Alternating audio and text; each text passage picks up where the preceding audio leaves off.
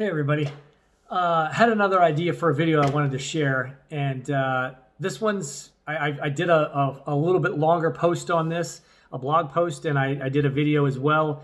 But something to think about. I call the triangle of happiness.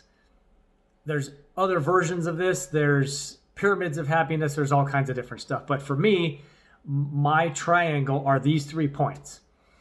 You need to have a circle of friends that you are close with, some of them ideally throughout most of your life.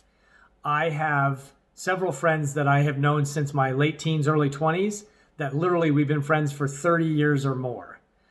And then also a wide circle of acquaintances and people that you know through business, through your job, through school, but you're not necessarily hanging out with all the time. You definitely need to have a community of people around you that make you feel connected to the world. And that is a great support system for you to operate within.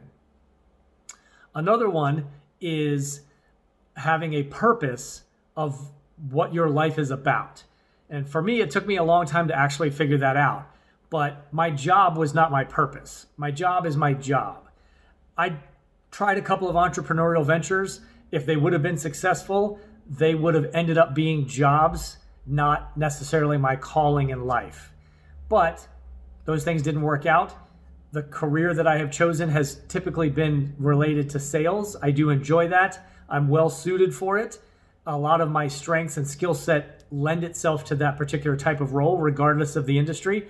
So that has been one of the cornerstones of my triangle of happiness as well.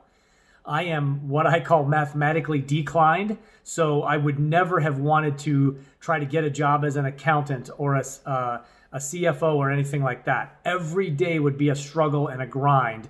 And I just, not only would that make it difficult to be successful, I just don't want to do the things that I struggle with on a regular basis for my job.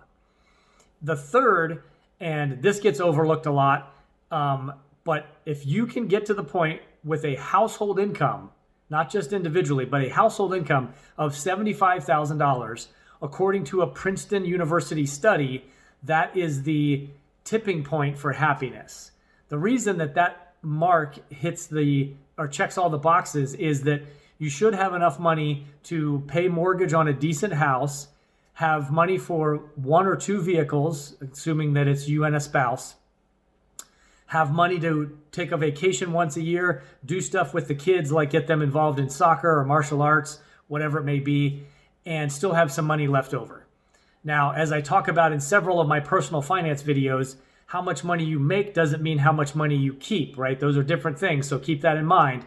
But if you can hit the 3 pillars or the 3 points of happiness in that triangle that I use as the example for that, I think you're setting yourself up for a happy life. I never thought about those things until recently. I don't recall anybody sharing that information with me or setting in my mind that that's how I should kind of try to structure my life. So I'm trying to save you the trouble of figuring those kind of things out much later on in life, like I'm kind of doing now. So again, those 3 pillars are very key to building yourself the foundation for a happy and successful life. It's up to you to fill in everything in between, but if you can have that thought process to start with, I think you'll be a lot better off and ahead of the game, and you'll find the answers that you are looking for a lot sooner because you understand what the questions are. As always, if I can be of assistance, please reach out to me through my website at darrenchatter.com. And of course, while you're on the YouTube channel, please hit subscribe and share with those videos with anybody you think would benefit from them as well. Thanks.